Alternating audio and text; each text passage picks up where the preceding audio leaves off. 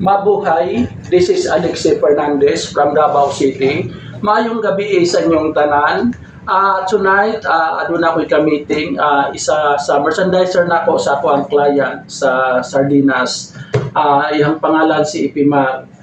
Ipimar na ako'y concerns. Ang concerns na ako about sa imong transportation allowance. Walay labot ang balay to outlet. Outlet to outlet lang ta. Sa imuha kay apil man gud mo ang terminal to terminal maa.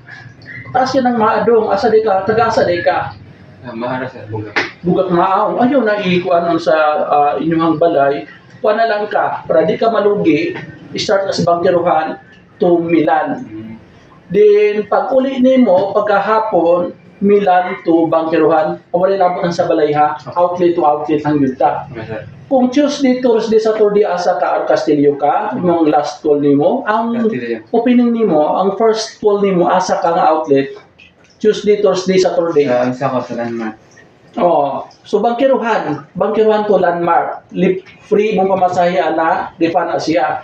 Then landmark to Castillo, then Castillo to Bangkiruhan ha.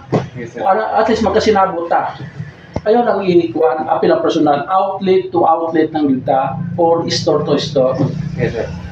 Thank you everyone. Good night and God bless us all. It's too early to say good night. God bless us all.